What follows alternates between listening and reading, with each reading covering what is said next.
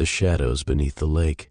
Let me tell you a story I wish I could forget, a story I almost didn't survive to tell. My name is Nathan, and a year ago I inherited my uncle's cabin near Cragstone Lake, a place so remote, so cloaked in obscurity, that it doesn't even appear on most maps.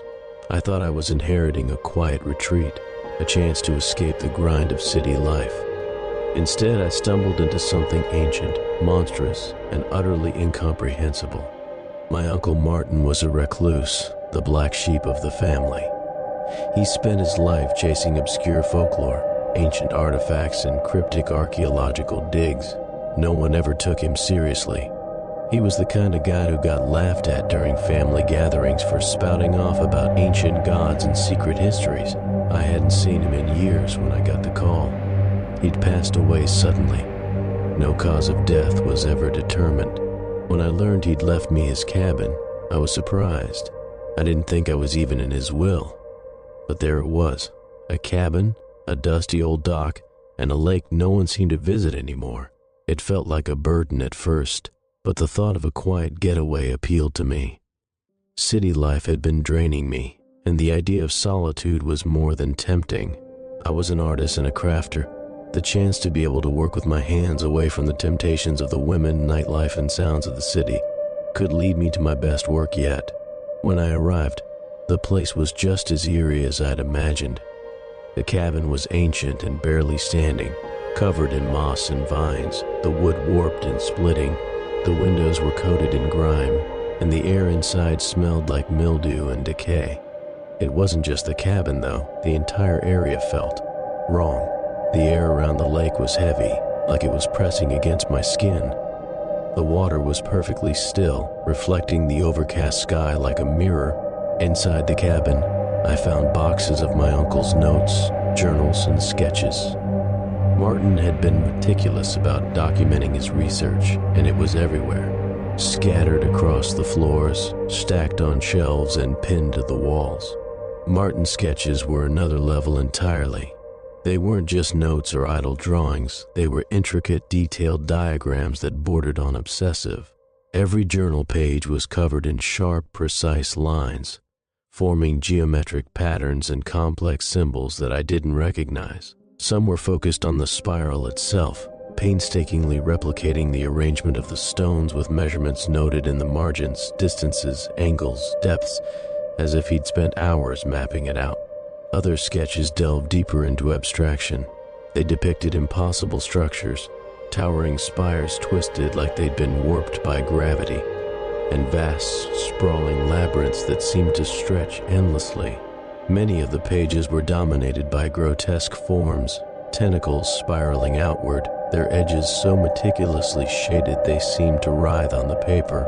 Eyes were a recurring motif, dozens of them crammed into every spare inch, some staring straight ahead, others closed or half-lidded, watching from impossible perspectives. One diagram was unlike the others, a cross-section of the lake itself, annotated with notes about resonance and disruptive frequencies. The spiral was drawn at the lake bed, but beneath it, Martin had added layers, lines that curved downward into an unfathomable void. At the bottom there was a form, roughly sketched but unmistakably alive. Tentacles reached upward, pressing against the edges of the spiral, and next to it, he'd written one word: imprisoned. The most unsettling part was the sense of motion. His drawings, though static, seemed to pulse and shift if you stared too long. They didn't feel like the work of a man creating something. They felt like a desperate attempt to record what he'd seen, what had been shown to him. These weren't just sketches, they were a warning, a plea for someone, anyone, to understand the terrible truth of the lake. He'd been obsessed with Cragstone Lake. Pages and pages of his journals were dedicated to it. The lake has a rhythm. I can feel it in my bones. Something watches from below. It sees me. The spiral is ancient, far older than the tribes who built it. It holds something vast and powerful. The later pages were just a series of illegible scribbles about a hum, followed by many pages of jaggedly drawn spirals. The first few days passed uneventfully. I spent most of my time cleaning and trying to make the cabin livable. It wasn't until the third night that I first heard the hum. I woke up at exactly 3:17 a.m., jolted awake by a sound I couldn't place. It wasn't mechanical or natural. It was low, resonant, and alive. It seemed to come from everywhere and nowhere at once. It wasn't just a sound.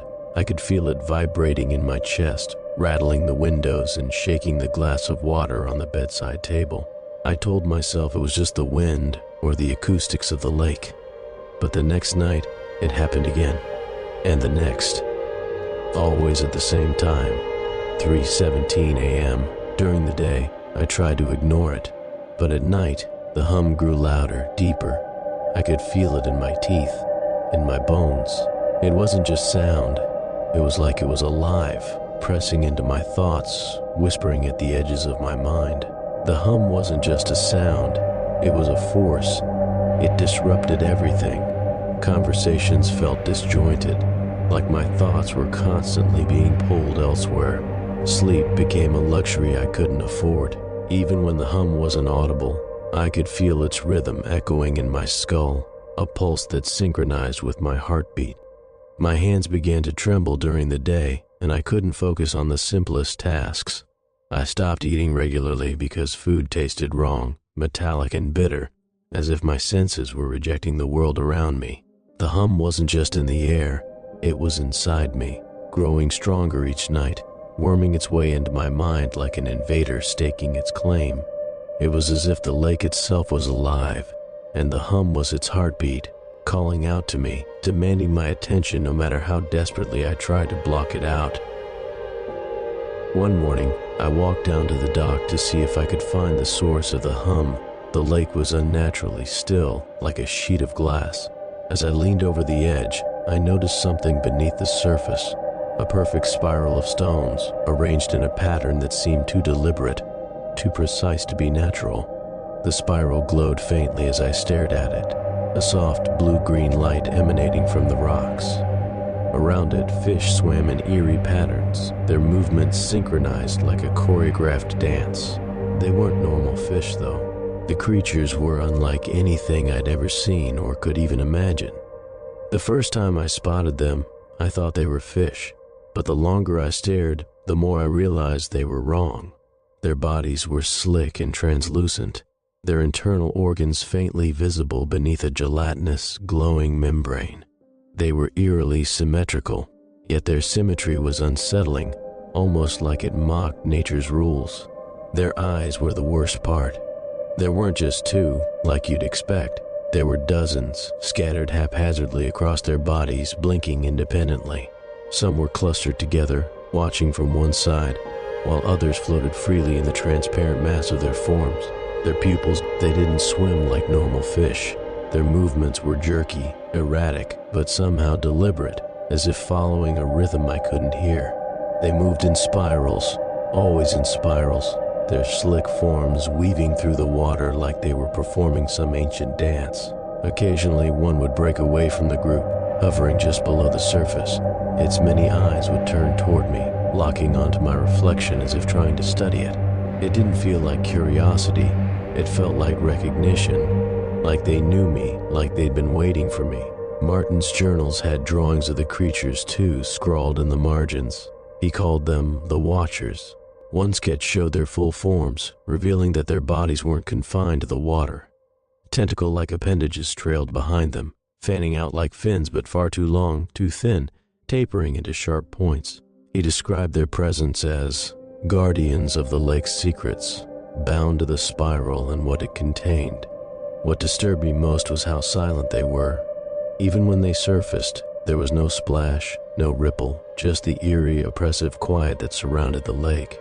Their movements were almost ritualistic, like they were carrying out orders from something deeper, something far beneath the spiral. One night, as the hum pulsed louder than ever, I saw something else. One of the creatures rose higher, breaking the surface entirely. Its body shimmered in the moonlight, its translucent skin refracting the light into strange, twisting patterns. It hovered for a moment, and then it opened something, a maw, or maybe just a void, lined with jagged, mismatched teeth. The sound that followed was a low guttural vibration that harmonized with the hum, amplifying it until I thought my skull might split. It wasn't just a noise, it was a message. And it wasn't meant for me, it was meant for something beneath the lake. As I backed away from the dock, I tripped over something half buried in the mud. It was a stone tablet, weathered and cracked, covered in strange symbols I didn't recognize. My uncle's notes came rushing back to me. The spiral is a seal. The lake is not just water, it is a prison. The hum is the sound of something waking up. The spiral consumed me. Its presence beneath the lake was more than just a visual oddity. It felt sacred, forbidden, and terrifying all at once. The way the stones were arranged, too precise to be natural, hinted at an intelligence far older and greater than anything I could comprehend. My uncle's journals had hinted at its significance, calling it a seal meant to hold back something vast and incomprehensible. But as I stared at it day after day, I couldn't help but feel drawn to it, like an insect circling a flame. The glow of the stones wasn't just light, it was alive, pulsating in sync with the hum, almost as if it were breathing. I found myself returning to the dock at all hours, staring into the water for hours on end, sketching the spiral over and over again in my notebook, my hands shaking with some feverish need to capture it. It wasn't curiosity, it was obsession. The spiral had planted itself in my mind, its meaning just out of reach, taunting me with the promise of answers if only I dared to look deeper. The hum wasn't the only thing that began at night. I started dreaming vivid, horrifying dreams that felt more like memories. In the dreams, I was standing on the dock, staring into the lake. The water churned violently as something massive rose from the depths. Its silhouette was a tangle of writhing tentacles, shifting mouths, and countless eyes that blinked in unison. It didn't speak, not in words, but its presence filled my mind, overwhelming me with emotions I couldn't name. The spiral weakens. The seal is breaking. Let me in. I woke up screaming more than once. Worse, I started finding myself sleepwalking. One night, I woke up barefoot on the dock, staring into the water as the hum pulsed louder than ever. I should have left. Every instinct told me to pack my things and get as far away from Cragstone Lake as possible, but I couldn't. Something about the lake wouldn't let me go. It wasn't just curiosity, it was compulsion. The hum wasn't just in the air anymore, it was inside me. My own sketches became frantic, chaotic. At first I drew the spiral as I saw it, neat, precise, a perfect pattern of interlocking stones beneath the water. But as the days passed, my drawings became more abstract, warped by the whispers of the hum that seemed to guide my hand. The spiral started to twist and grow in ways that didn't make sense, lines branching off into impossible angles, shapes that felt alive, pulsating on the page. Tentacles began to creep into my sketches, curling around the edges of the spiral like they were claiming it. Eyes would appear where there had been none before, staring back at me from the paper, their gazes unnervingly familiar yet alien. Even when I wasn't trying to draw the spiral, it bled into everything. Doodles in the margins of my uncle's journals, marks scratched into the cabin's wooden table. It was everywhere. The lines didn't feel like they were mine. It was as if something else had taken control of my hand, using me to replicate its image. I couldn't stop. The more I sketched, the more I felt the hum reverberate through my body, each drawing pulling me deeper into its grasp. The spiral wasn't just a seal, it was a language, and I was beginning to understand it. Or worse, it was beginning to understand me. One night, I took the rowboat out onto the lake. I don't even remember deciding to do it. It was like my body moved on its own, driven by the hum. The water was impossibly warm, and as I rowed toward the spiral, the glow beneath the surface grew brighter. The hum became deafening. The lake began to churn, not like normal waves, but as if something colossal was shifting beneath it. And then, it rose. Athon Jor. It defies description. Tentacles that twisted and writhed like smoke and flesh. Eyes that blinked and swirled in patterns that made my head throb. mouths that opened and closed in soundless screams, revealing rows of teeth that stretched impossibly deep. Its form didn't obey the laws of reality. It shifted, morphed, as if it was too vast, too alien for my mind to comprehend. Its voice filled my head, 1,000 whispers and screams blending into a single thought. And then everything went black. I woke up on the shore, soaked and shivering. My boat was gone, the spiral was gone, and the lake was calm again, as if nothing had happened. But I knew better. Despite my freezing state, my chest pulsed with a red heat. I peeled my sopping shirt and saw the image of spiral seared into my flesh with blackened edges and a red-hot center. The seal is broken. The spiral is gone. Join me. I leapt to my feet, trembling and numb fingers scrambling in my pocket for my car keys. My vision felt like it was failing, tunneling inward until all I could see is my car sitting a short distance away. I scrambled into my car, slipping on the muddy ground as I pulled the door open and twisting my ankle unnaturally. I felt my mind unraveling, my memories fracturing as visions of stars collapsing, civilizations crumbling, and worlds consumed by darkness flooded my brain. I wasn't just seeing it, I was becoming part of it.